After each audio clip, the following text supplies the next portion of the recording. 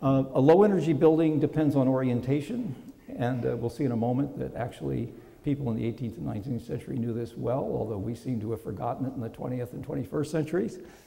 To use the sun and the wind for passive heating, cooling, and ventilation. Use effective insulation to reduce the need for excess heating or cooling. Well-located windows reduce the need for artificial lighting, and they maintain appropriate temperatures in all seasons. Really, we think of, in these northern latitudes, we think of the sun as something we want to bring in the winter, but actually in most of the world it's managing solar energy that's the problem. Building big glass towers on the equator, as is done in Singapore and Malaysia and places like that, requires the Petronas Towers in Kuala Lumpur, the home of the big oil company, requires, for its air conditioning, because it's a big glass box, requires as much power as is needed to run the entire city of Schenectady, New York. That is enough energy for 250,000 people just to cool one, well, it's Twin Towers. It's just crazy. We're doing this all over the world. So we need to have controlled ventilation, heat recovery, and an interesting study that was done showed that to save 40% of the energy in a building through doing smart things to your home, it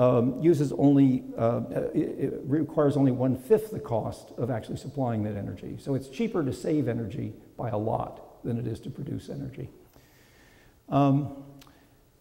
There are also what might be called low emission buildings, and these are buildings that are designed not to use much, if any, fossil fuels at all, because the carbon dioxide from fossil fuels we now know is the main human-generated heat-trapping gas in the atmosphere, which is changing our climate. So these buildings are designed to use much less energy for all their needs and to use the energy of sun, wind, or actually, like Thoreau, using, say, wood as a fuel for heating. And then there are things that we'll show you in a moment about called ground source heat pumps, which is another efficient way to get the service of a comfortable house in the middle of the New England winter. So basically, high efficiency, passive solar when you need it, and then use renewable energy for everything else to make electricity. Next.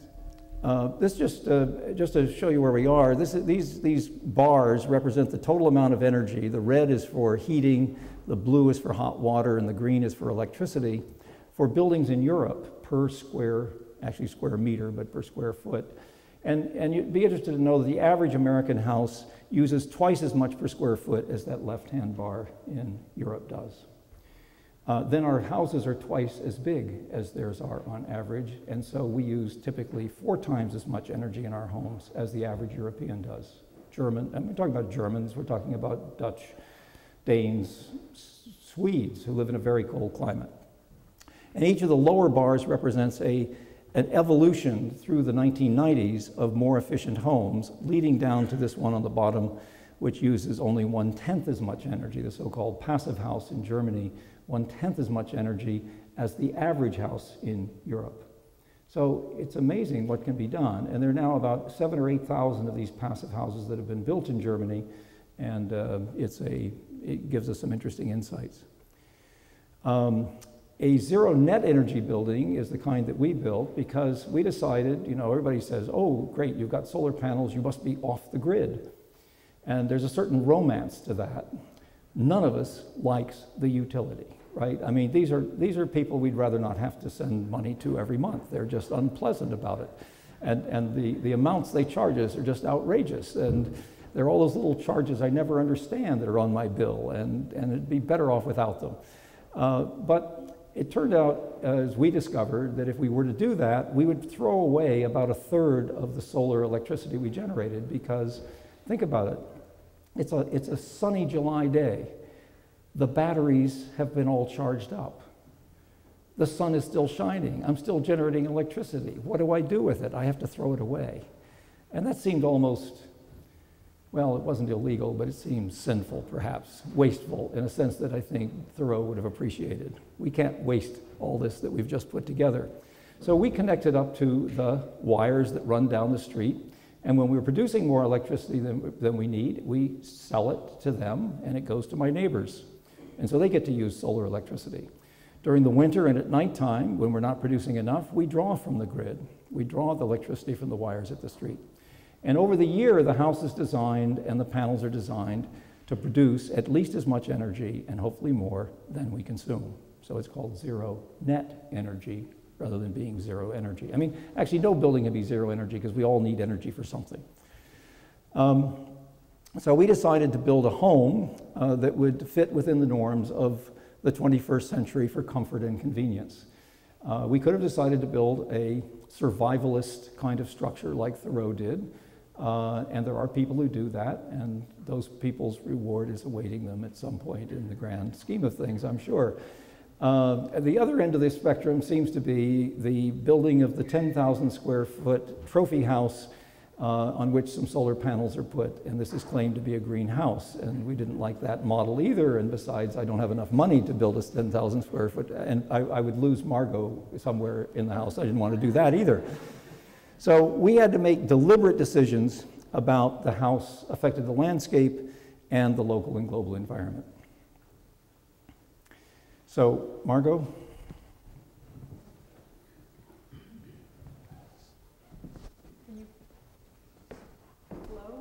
Happy to be here tonight, too. When you build a house from scratch and you use an architect or designer, as we did, you have to communicate what your basic values are and what it is you really want in that house. And so Bill and I, even before we contacted somebody, put a lot of thought into what was our aesthetic, what were the most important things that this house incorporated. And we had a beautiful piece of land, and so the very first thing to us was that we wanted to preserve that landscape, to cut as few trees as possible, to move as little earth as possible.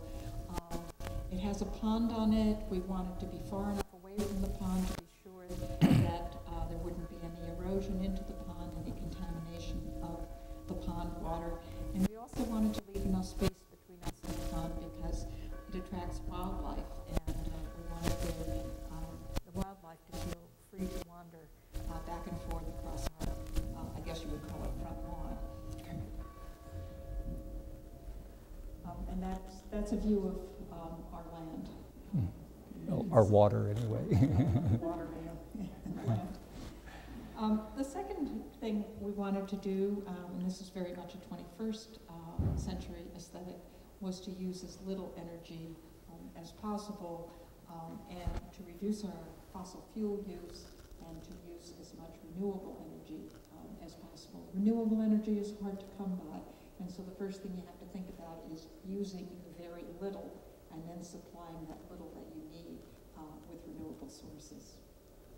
This is a diagram of the house, a schematic sort of that incorporated the things that we were looking for. And over on the left, you can see, actually it shows double pane, but we actually have triple pane windows. We have a ground source heat pump. We have radiant floors. We have natural ventilation. We have an orientation to the south and slightly to the west because this house is located in Williamstown, Massachusetts, and there is a range of mountains to our east, which means the sun comes up a little later there. So by orienting the house slightly southwest, we get more sun over the entire day. We have two heat recovery systems.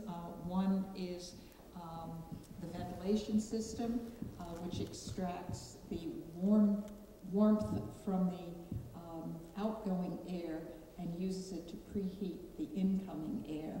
And the second heat recovery system we have is attached to the shower drain, and as that hot water, which as Bill says only touches your body for about a second and a half, as it runs down the drain, the heat from that water is extracted by a copper coil that wraps the pipe and then returns that warm water to the hot water tank.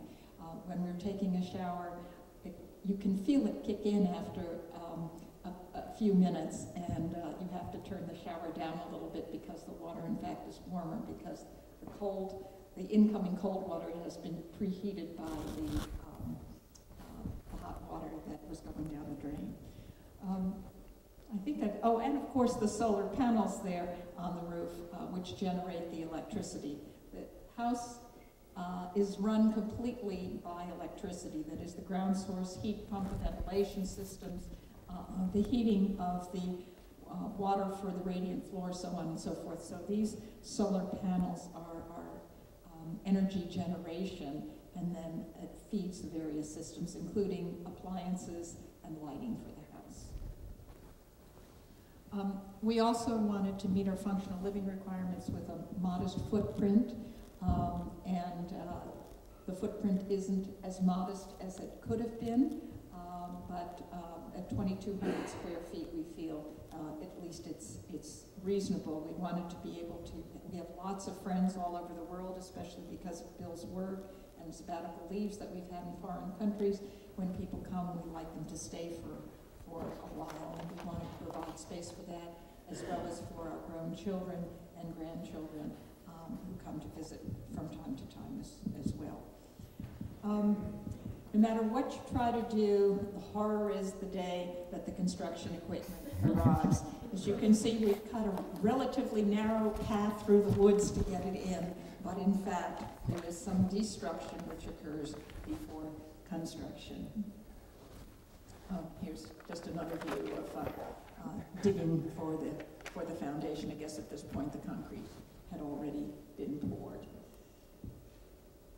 And this is a view of the house fairly near completion, and I use it just to show you how much of the natural landscaping we were able to leave in place. And where you see the dirt, that's the only area we had to see. There's meadow in front of that, and then in front of that meadow is where the pond is located. So the major view from the house is towards the pond. And when we did seed it, we seeded it with a combination of meadow grasses, that is, using the same species that were already in that meadow. This is a piece of what you would call hard-scrappled farmland. It's really farmland on a glacial moraine, which was never used for anything other than grazing, but that meadow, I guess, was enriched somewhat by the manure of cows that had been there for over 100 years. And then finally, we wanted to be able to model for others what was desirable, achievable, affordable, while being attractive, comfortable, easy to maintain, and to operate. And we took that seriously, not only because of our own budget, but also we wanted to be able to say to people, if the contractor gives you an allowance of $5 per square foot for floor tile, can you really find something that is pleasant, attractive, functional within that, or are you constantly bursting through your budget and doing add-ons? And we stayed very, very close to our budget. We knew this would be an expensive house because of the systems, but we didn't, we were serious about the budget because we want other people to feel that something like this is within reach for them as well. Bill calls that the Betty Crocker shop.